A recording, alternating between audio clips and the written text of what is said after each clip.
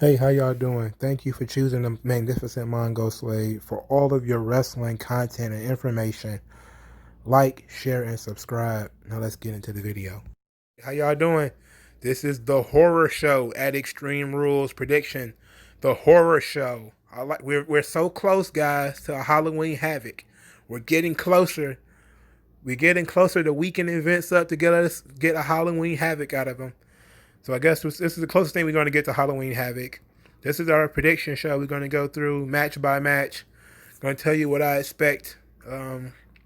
Let's get right into it.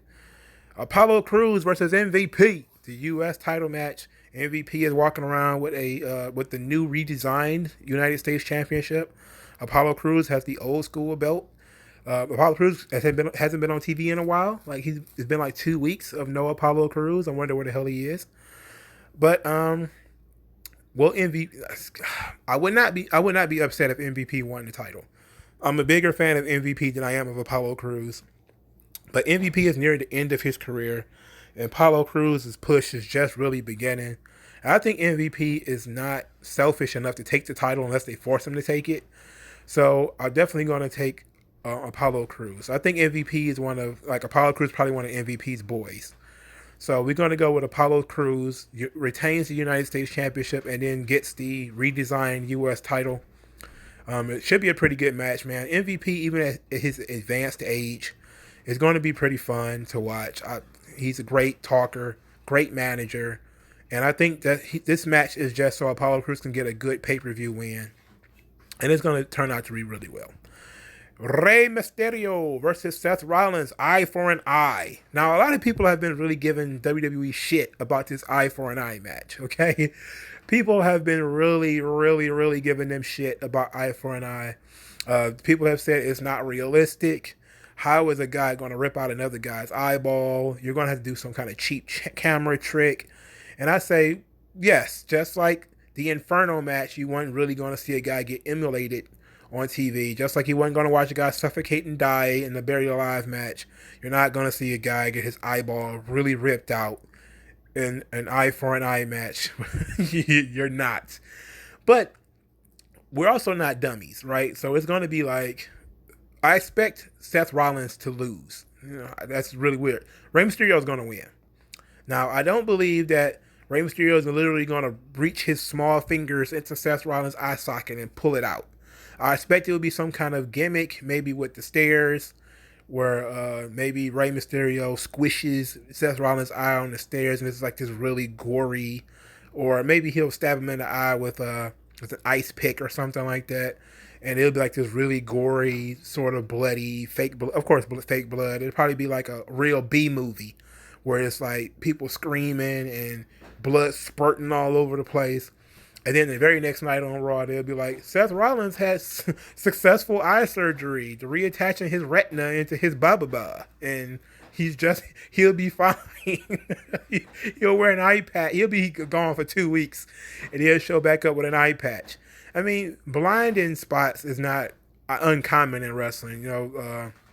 Junkyard Dog did a blinding spot. Sandman did a blinding spot. People do this stuff all the time where one guy supposedly got his face burned. I don't know how many times they burnt the Undertaker's face and all that type of stuff. They do this stuff all the time, man. Where it's like outlandish shit happening. Guys throwing fireballs and stuff. Like, this stuff is not that out of the ordinary.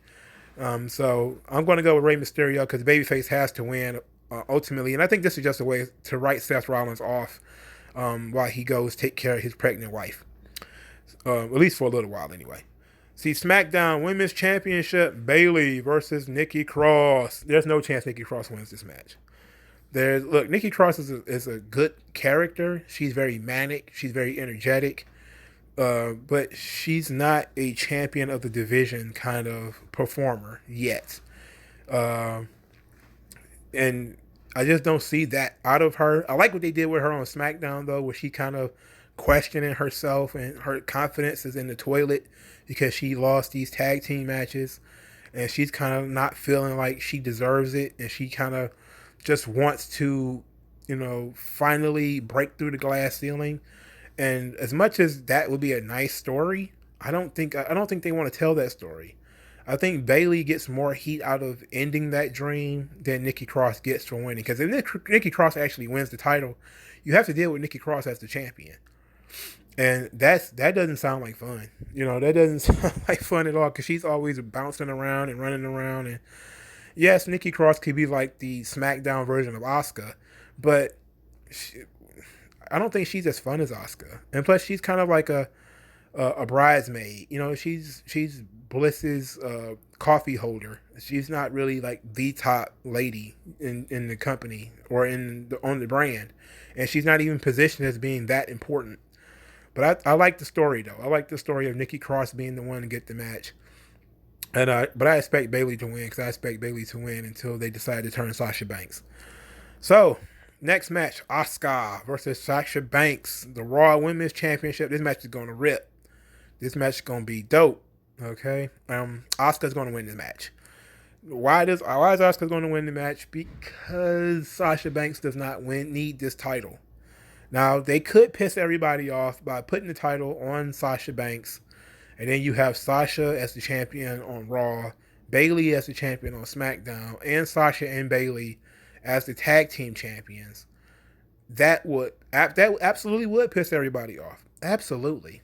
Absolutely. See, the crazy thing is people said that Charlotte was overexposed, and then when Charlotte left to go fix her boobs, they immediately overexposed Sasha Banks and Bayley. Immediately. They just instead of taking this opportunity to push new talent, they just decided, okay, well, we're just gonna fall back on old ye faithful, which is Bayley and Sasha Banks. And look, it's cool, but they've been on all three brands regularly. I really, and I guess because they've been on all three brands anyway, they might as well have Sasha Banks as the champion. But I like the idea. I like the conversation I've been hearing about Asuka versus Kairi Sane for SummerSlam. I like that. And that's appetizing to me. So I'm going to go with Asuka winning. Plus, I think that Asuka needs to beat Sasha Banks because she has to beat... she has to, solidify her title. She just won the title, by the way. She's been champion for about a month or so. A little over a month. I think she won the title in May. And from Money in the Bank, or early June is one of the two. So Asuka hasn't been champion that long. Asuka doesn't. They never let Asuka run anyway though. Like not like she ran in NXT. Like she was champion forever in NXT. But they would not let Asuka get that kind of run on the main roster. It's just no. That would require, of course, doing things with people other than Sasha Banks, Bayley, or Charlotte. But Asuka is creeping up on that four horsewomen sort of pedestal. Like she's sort of there in a way where she's kind of like the unofficial fifth one. So I'm gonna go with Asuka. As much as they love Sasha Banks, man, if they put that title on Sasha Banks, I probably will lose my shit. So Drew McIntyre versus Dolph Ziggler in a secret. Dolph Ziggler is keeping the stipulation a secret from Drew McIntyre, and I think it will end up being a ladder match. I think that's the match that best favors Drew McIntyre. I mean, not favors Drew McIntyre. I think that's the title that match that best favors Dolph Ziggler because he doesn't have to pin Drew McIntyre. And I think that being in a match where you don't have to pin the champion is better for you as the heel. It's also better for the babyface too because you could put the title in peril, and they could always have like a third party or something like that interfere and help the heel win. So definitely going to go with Drew McIntyre. Now a lot of people are really kind of feeling the whole Dolph Ziggler should be the champion thing. I'm not against it. I think that it's long overdue for Dolph Ziggler to be the champion, but I don't think if you put the title on him and take the title off Drew, I don't think you take the title off Drew just yet and put it on Dolph. I just don't see you do that yet. There's also, they just announced the tag team title match, Shinsuke Nakamura and Cesaro versus the New Day, Big E, and Kofi Kingston in a tables match. And I don't like the tables match. I don't like that stipulation. They could have gone ahead with that cage match. I was down for that. I'm not down with this tables business. Uh, well, now that the tables rules, I'm gonna guess that New Day is gonna win. Look, I know that it could be easy for them to just throw the titles on Nakamura and Cesaro because they kind of have been pretty good together. But I think they need more tag teams, man. And maybe Cesaro and Nakamura will open the division up a little bit more because you do have a lot of babyface tag teams. Like, well, you have at least one other babyface tag team on SmackDown, which is Lucha House Party. So you could, you could use them. You could. But what do you do? Like, SmackDown's tag team division is so fucked. It's so crippled. You literally don't have anyone else for these teams to wrestle other than Lucha House Party, regardless of who wins. Like regardless of who wins this match, the next opponents kind of have to be Lucha House Party.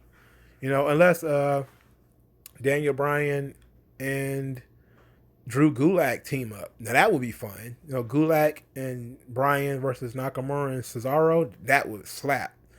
But I'm gonna go. Yes, I think I'm gonna change my guess. I'm gonna go with Nakamura and Cesaro. I think that WWE has been very kind to Nakamura Sensei. They've been giving him a lot of titles. They give him titles every year. He get a title every year. He gets so he gets to be a champion quite often in the WWE, despite not winning the big belt or the daddy belts. Nakamura pretty much wins at least one title every year. So he usually holds these titles for a while. He's a damn good gatekeeper. Yes, he should be a top guy, main event guy, but I think he's pretty much satisfied as being a gatekeeper because it's not a stressful position, but who knows. Okay, so I guess the main event of the show is going to be the Braun Strowman versus Bray Wyatt swamp fight. I don't know what to expect. This is obviously going to be a cinematic match. I don't know what to expect from it other than it should be fun, because Wyatt is going to be involved. Therefore, it's going to be a lot of character stuff.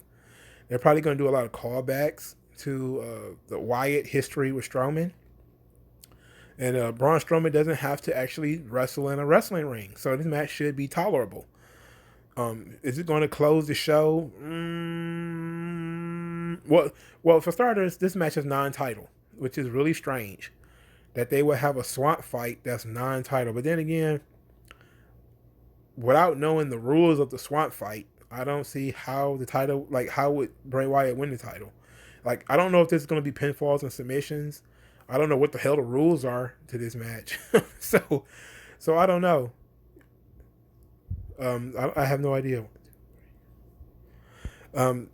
Strangely enough, the bar fight between Jeff Hardy and Sheamus, I think, has been bumped to SmackDown. SmackDown, well, it was supposed to be a bar fight between Sheamus and Cesaro. Not Sheamus and Cesaro. Sheamus and Jeff Hardy. But I think that's been bumped to next week on SmackDown, which sucks. Like, they're booking shows really weird now because the Intercontinental Championship match was thrown on SmackDown and not saved for Extreme Rules. Big Show and Randy Orton was bumped from the Extreme Rules TV show and is now going to be set on Raw.